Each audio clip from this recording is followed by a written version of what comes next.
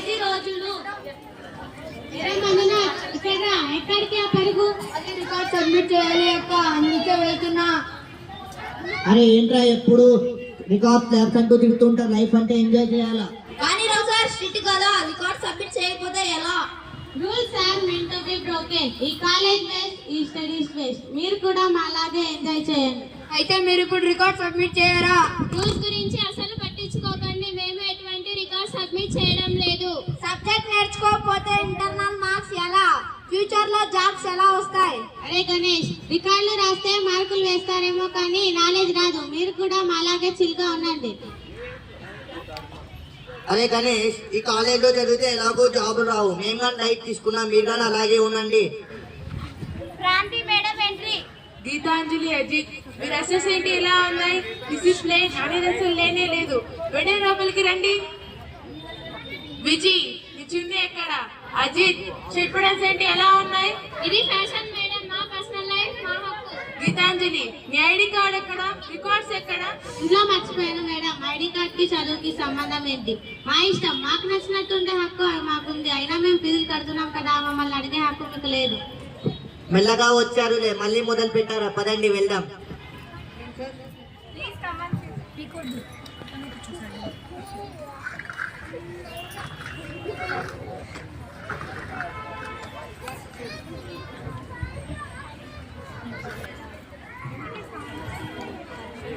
ఏంటి మీ మార్క్స్ ఇలా? అజిత్, డ్రెస్సింగ్ ఏంటి? Vijay, your profile is bad and your behaviour is also bad. Sir please give the one option sir. కుదరదు Ajith, professional and discipline ఉండకపోతే నీ career ఉండదు. You are rejected, get out.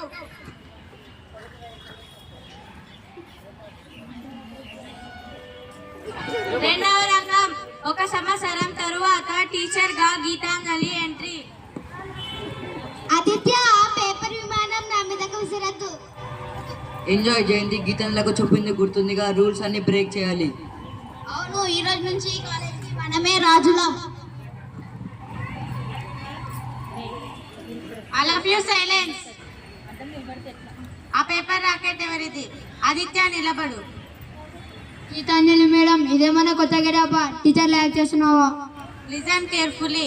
You are my students. Call me madam, never sister. There is no relationship in college. Be professional.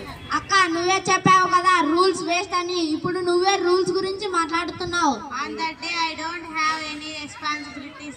But now I am your lecturer. I have some responsibilities. Ganesh, where is your assessment notebook? Otherwise get out from my classroom. ఆగు గణేష్, ఇదేమో అన్యాయం madam. మీరేమో అప్పుడే enjoy చేసి మమ్మల్ని మాత్రం ఇప్పుడు ఇబ్బంది పెడుతున్నారు. I have to answer for this tomorrow, your principal sir. Your future is my responsibilities. That's exactly why I am strict. మూడవ రంగం, ప్రిన్సిపల్ ఆఫీస్ ఫిర్యాదు. అందరూ లేవండి. గీతాంజలి మేడం మీద ప్రిన్సిపల్ సార్ కి కంప్లైంట్ ఇద్దాం. పదండి వెళ్దాం.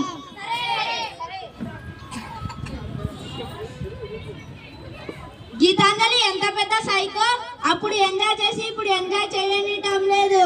ప్రిన్సిపల్ సార్ కి కంప్లైంట్ ఇద్దాం. పదండి, ఈరోజు కాలేజ్ నుండి వెళ్ళగొడదాం.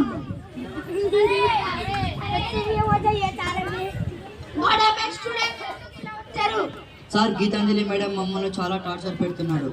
ఏంటి కిడ్స్, నాకు అర్థమయ్యేలా చెప్పండి. అవును సార్, ఆమె స్టూడెంట్ గా ఉన్నప్పుడు చేసిన పనులే మనం చేస్తున్నాం, కానీ ఇప్పుడు మమ్మల్ని శిక్షిస్తున్నారు. వర్షిత, వెళ్ళి గీతాంజలి మేడం ని, ప్రణతి మేడం ని పిలుచుకునిరా.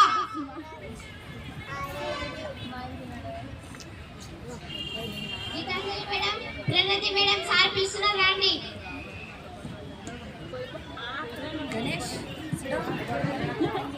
ఏంటి గీతాంజలి, వీళ్ళు చెప్తున్నది నిజమేనా? నిజమే సార్, నేను చేసిన తప్పులు వీళ్ళు చేయకూడదని నేను ప్రయత్నిస్తున్నాను. ఇప్పుడున్న డైలాగ్ ఏమైంది? పిల్లలు, ఇప్పుడు మీకు బాధ్యతలు లేవు కాబట్టి మీరు ఎంజాయ్ చేస్తున్నారు, కానీ గీతాంజలికి ఇప్పుడు బాధ్యతలు ఉన్నాయి. చూసారా స్టూడెంట్స్, గీతాంజలి ఓ టీచర్ గా మారినప్పుడు తన తప్పు తను తెలుసుకొని ఓ టీచర్ గా తను చేరైనప్పుడు 20 మంది జీవితాలు నాశనం అవుతాయి. అందుకే తను షిట్ గా మారింది.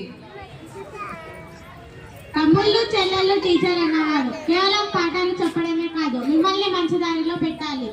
నేను ఆ పని చేయకపోతే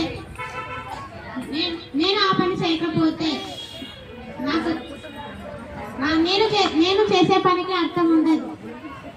గీతాంజలి మేడం, మీరు మమ్మల్ని తిడుతున్నారంటే మా మంచిగా అర్థం చేసుకున్నాం. సారీ మేడం, రేపటి నుంచి మేము పద్ధతిగా ఉంటాం. సార్ మేము కూడా బాధ్యతగా చదువుకుంటాం. సరే, ఇప్పటి నుండి